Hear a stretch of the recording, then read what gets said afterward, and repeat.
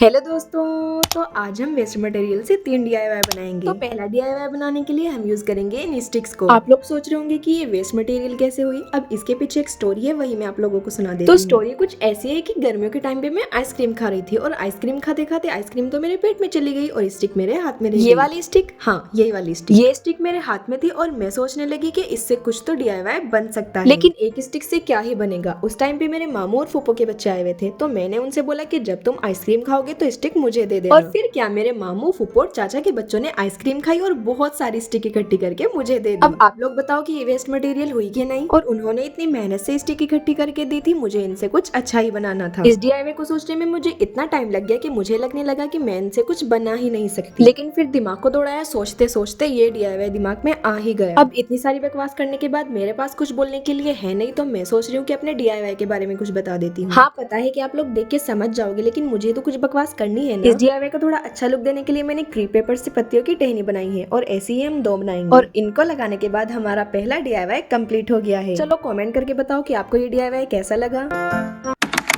अब बनाते हैं दूसरा DIY। तो दूसरा DIY हम बनाएंगे इस कांच के जार से। आप लोग सोच रहे होंगे कि ये वेस्ट मटेरियल कैसे हुआ, तो इसकी भी एक स्टोरी है, वो भी मैं आप लोगों को सुनाती हूँ। तो दूसरी स्टोरी कुछ ऐसी है कि मेरे मामू बहुत टाइम पहले ऐसे बहुत सारे जार बेचने के लिए लाए थे, बट अनफॉर्चुनेटली इनमें से एक भी जार बिका ही नहीं और ये सारे जार ऐसे ही रखे रह गए। उसके बाद मैं अपने मामू के यहाँ गई और मेरे मामू की लड़कियों ने ये मुझे दे दी और बोला कि तुम इनसे कुछ बना लेना और बना के दो, हमें दे देना और बाकी के तुम रख लेना। तो मैंने बोला कि चलो ठीक है, लेकिन अब मुझे नहीं पता कि मैं इनसे करने क्या वाली। अब एक को तो मैंने यूज कर ही लिया है, जिसपे मैंने क्यूट से बिल्ली के पैरों के निशान बनाए हैं। अब इसको क्यूट मैंने इसलिए बनाया है क्योंकि मुझे इसको अपने बैकग्राउंड के लिए यूज करना है। अब देखो, मैंने इतनी देर से लाइक करने के लिए नहीं बोला है, तो आप लोग जल्दी से वीडियो को लाइक कर दो और हो सके तो चैनल को भी सब्सक्राइब कर लेना। और हमारा दूसरा DIY भी कंप्लीट हो गया है।